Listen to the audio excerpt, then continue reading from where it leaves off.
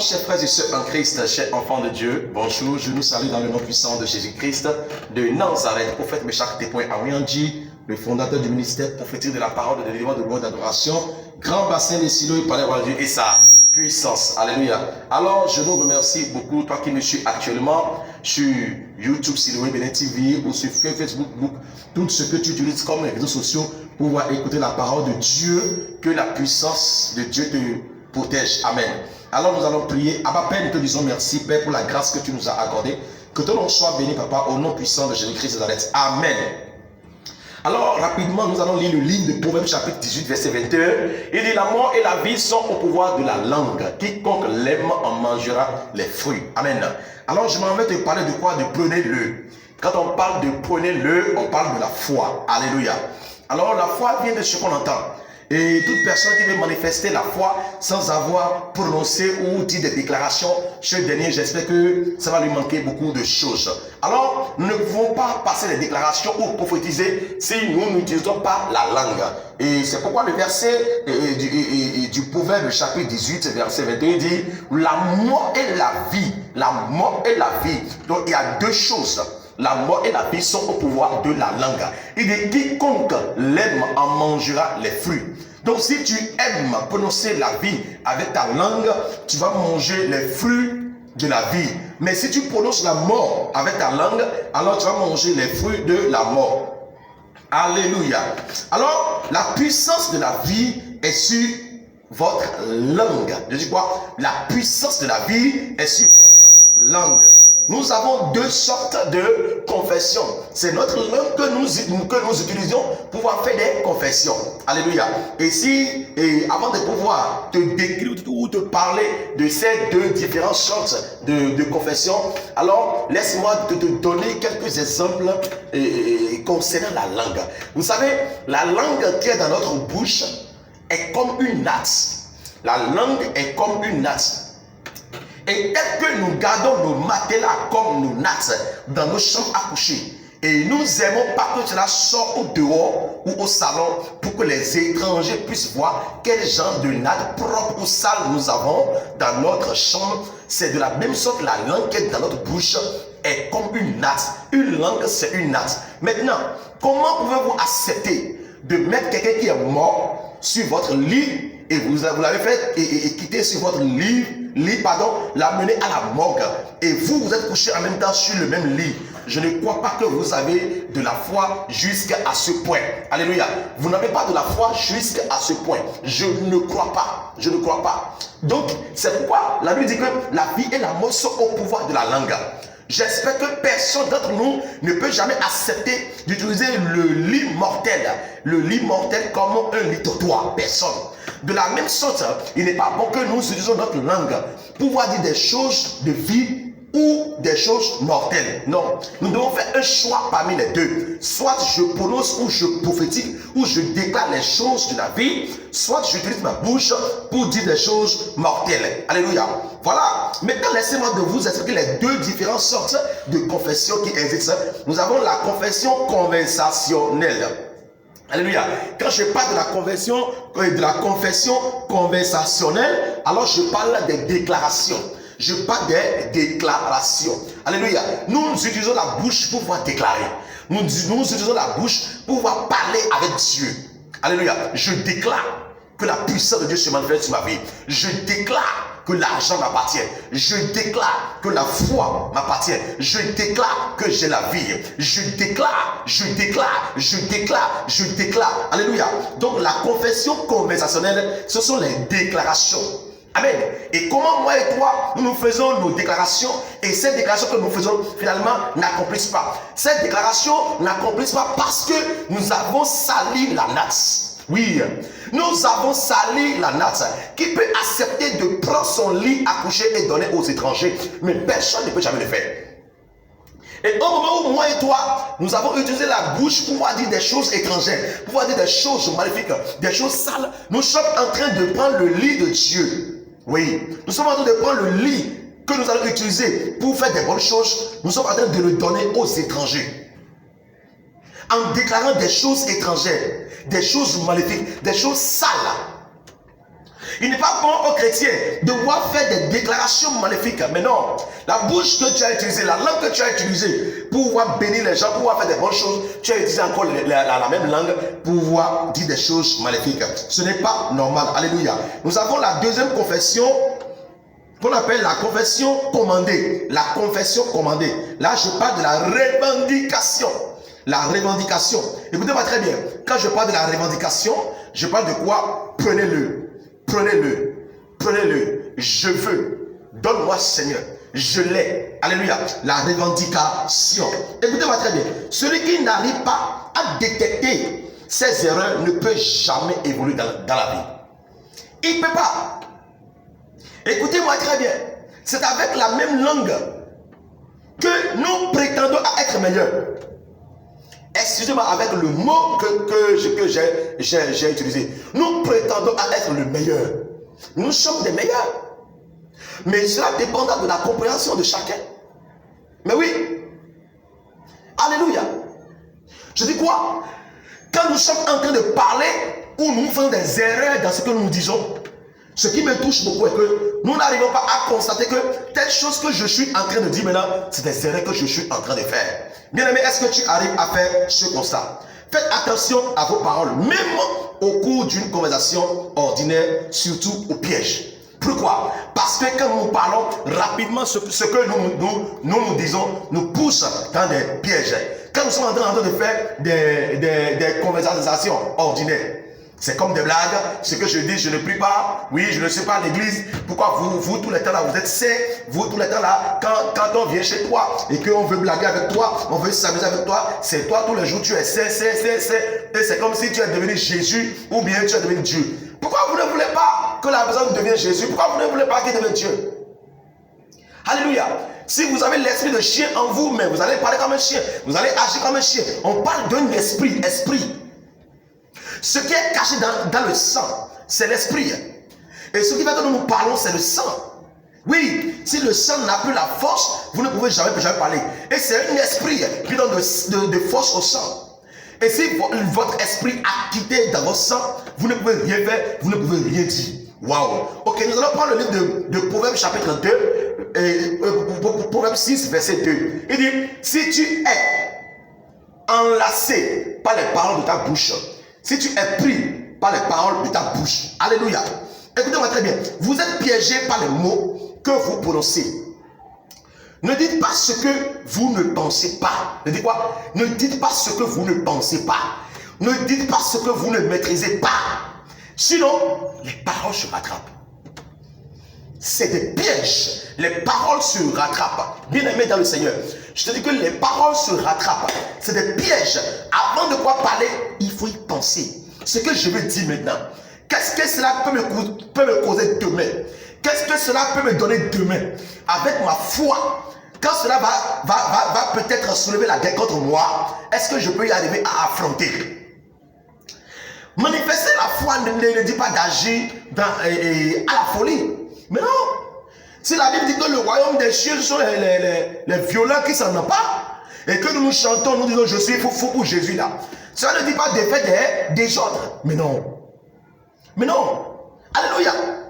Les mots qui sortent de nos bouches nous poussent facilement dans des pièges. Et quand cela s'explose, c'est de là que nous disons, ah, mais comment je fais? Et j'ai dit telle chose. Est-ce que c'est moi-même? Mais comment je fais? Mais moi-même, mais comment je fais? Bien aimé, nous devons contrôler ce que nous disons. Enlevons nos bouches, nos langues dans des conversations ordinaires. Non, écoutez-moi très bien. Vous n'êtes pas ordinaire. Mais vous êtes saint. Vous êtes esprit de Dieu. Mais qu'est-ce que vous cherchez dans le monde ordinaire? Vous êtes surnaturel. Alléluia. Alors prenons le livre de Jacques chapitre 3 verset 10. Il dit, de la même bouche sort la bénédiction et la malédiction. Il ne faut pas, mes frères, qu'il en soit ainsi. De la même bouche sort la bénédiction et de la même bouche sort aussi la malédiction. L'apôtre Paul a refusé. Il a dit à son fils spirituel, Jacques. Il a dit à Jacques, Jacques, non. Jacques, patiente-toi. N'utilise pas la bouche que tu as utilisée pour bénir les gens et maudire encore. Jacques, je t'en supplie, patiente-toi. Oui, c'est un enseignement, c'est une éducation. C'est l'avertissement, c'est l'instruction que l'apôtre Paul a donné à son fils dans le Seigneur Jacques. Alléluia. La même bouche qui a dit sauvez-moi, la même bouche a dit crucifiez-le. Mais ça, c'est quelle langue ça? Non, la foi ne marche pas comme ça. La foi ne marche pas comme ça. Nous ne pouvons pas prendre nos propres nattes, donner aux étrangers, et nous-mêmes là, nous allons encore utiliser les mêmes nattes. Cela ne se fait pas. Mais non, alléluia. Il est temps de former votre monde. Vous devez former votre monde. Vous devez reconstruire votre monde. Alléluia. Vous devez reformer votre monde. Comment? Mais au moment où vous êtes venus en Christ, les choses anciennes sont passées. Maintenant, vous allez reconstruire les choses avec Christ. Écoutez-moi très bien. C'est forcé qu'au moment où vous êtes venus en Christ, là, les choses que vous avez dans la chair, dans le monde, les choses que vous avez acquéries par le péché, Christ peut encore les revoir. Si possible que ces choses demeurent en vous, vous allez les utiliser. Mais si ce n'est pas possible, ces choses vont partir. Mais je vais vous dire une chose. Ce que vous avez réalisé par la foi, si votre foi tombe, la chose tombe. Ce que vous avez acquis par la prière, si la prière tombe, la chose tombe. Ce que vous avez acquis par l'obéissance, par le respect, si vous êtes devenu égoïste, la chose ça tombe. C'est ça la vie. Alléluia.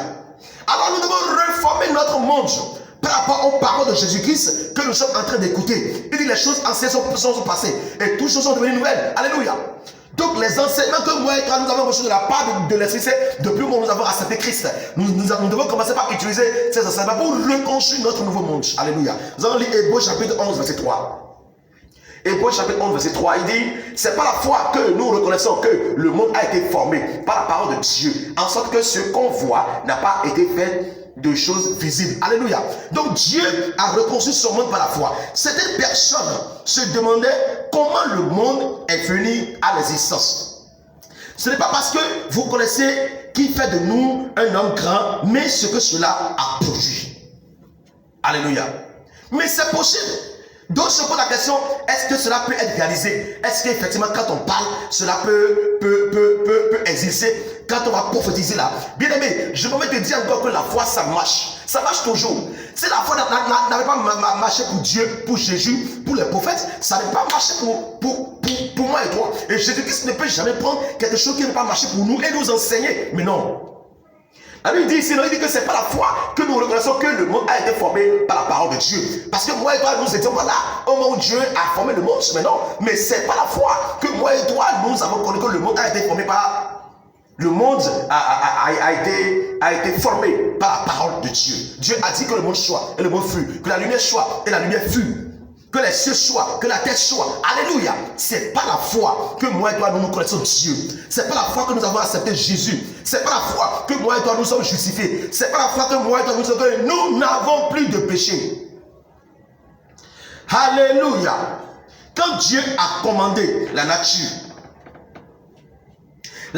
n'avait pas le choix. Mais non. Quand nous prenons le livre de Genèse chapitre 1, verset 20, Dieu dit, c'est là mon frère ma soeur, Dieu dit, c'est ce qui nous manque ça. Dieu dit que les cieux produisent en abondance des animaux vivants et que des oiseaux volent sur la terre vers l'étendue du ciel. Dieu dit, alléluia. Le prophète Meshach a rien dit, ma soeur, mon frère qui me suit, dis, tu dois ouvrir ta bouche et parler, déclare. Dis quelque chose. Dieu dit, Dieu n'a pas resté la bouche fermée, mais Dieu a parlé. Mon frère, ma soeur, Dieu a parlé.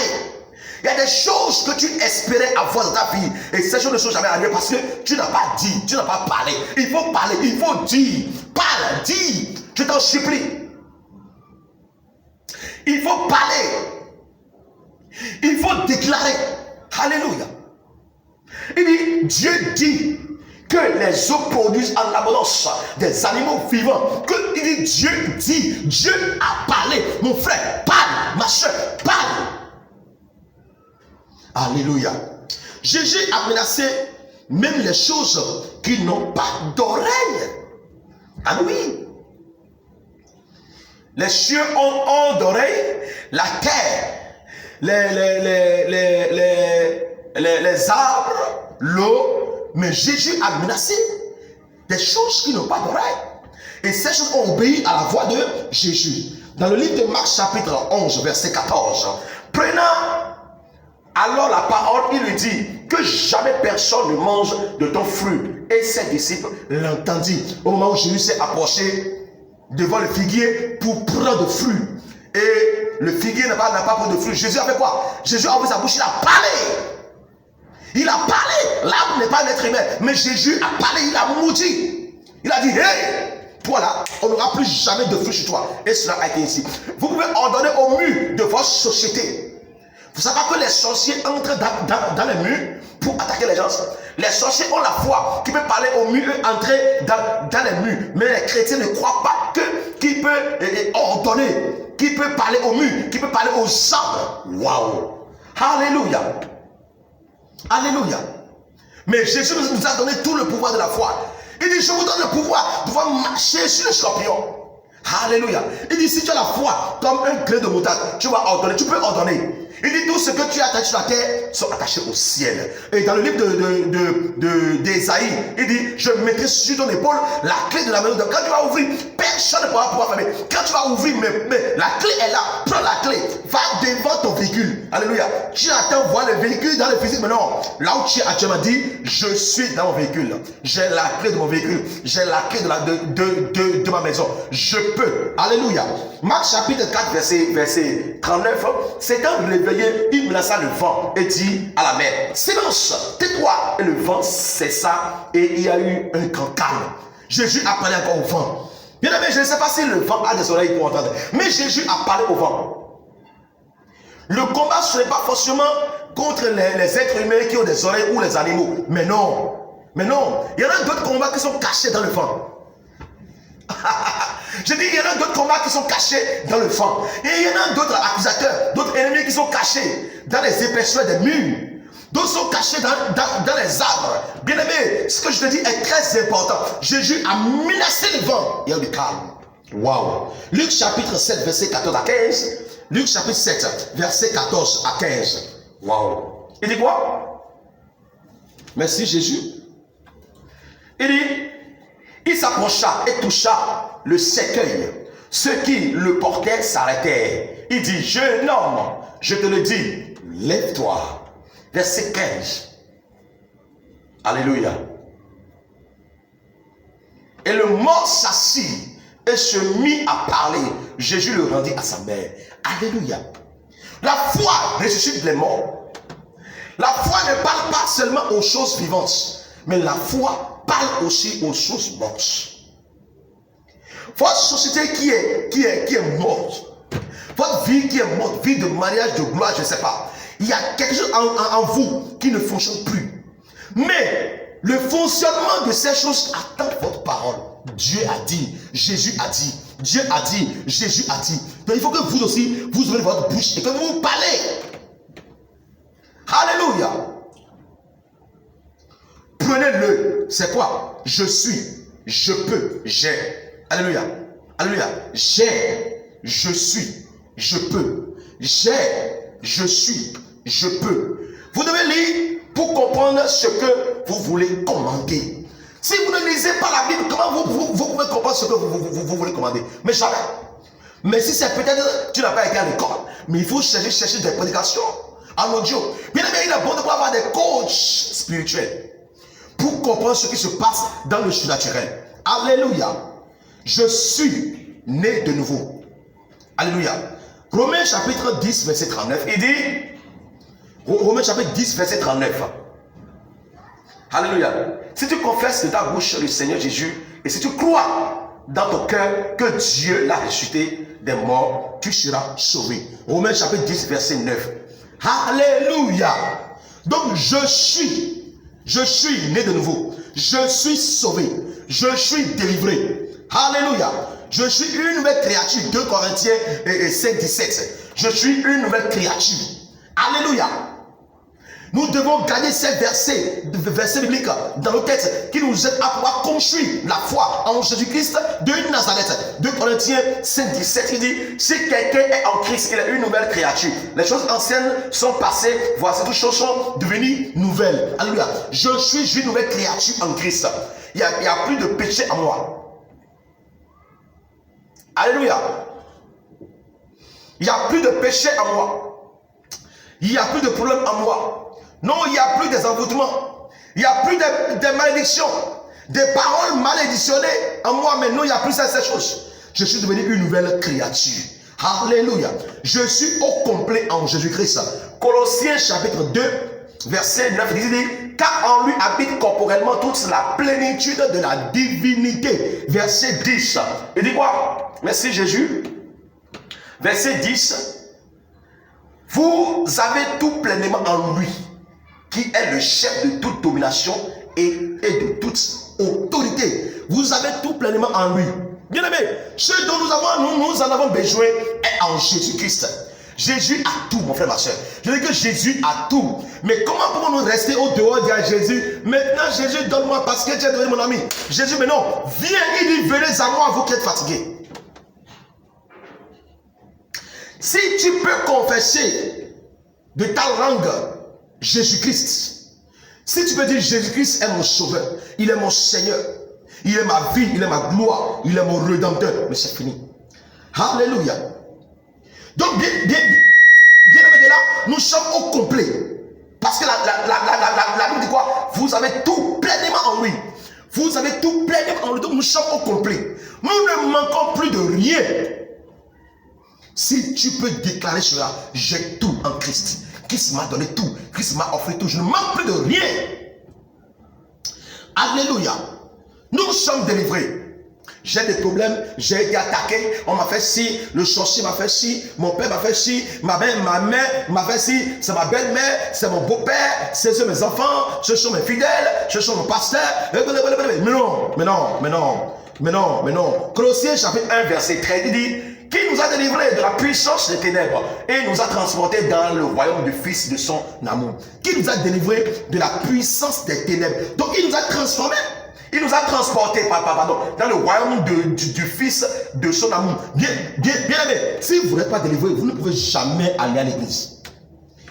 Je redis encore, si ce n'est pas que vous êtes délivré là, vous ne pouvez jamais aller à l'église. C'est parce que vous êtes délivré, c'est pas que vous allez à l'église le matin et le soir. Il y en a certaines personnes dans le monde mais qui ne vont pas à l'église, qui n'aiment pas écouter. Quand on dit l'église là, c'est comme s'ils sont devenus ennemis de Christ. Mais toi, tu as l'opportunité d'aller à l'église ce matin, donc tu es délivré. Mais quitte là, dis je suis délivré. Dis moi je suis délivré. J'ai des problèmes de pieds, problèmes des oreilles, des yeux, problèmes des nez, de la bouche, de la langue, des bras, problèmes de dos, des poitrines, du ventre. Tu ne peux pas confesser Jésus. Confesse Jésus-Christ. Tous ces problèmes vont partir. Ne dis plus que je suis dans l'attaque, mais dis désormais, je suis délivré. Que Dieu nous bénisse. Amen. Alors, il nous parle aussi de la bénédiction, la foi de la bénédiction. Amen. Éphésiens chapitre 1, verset 13.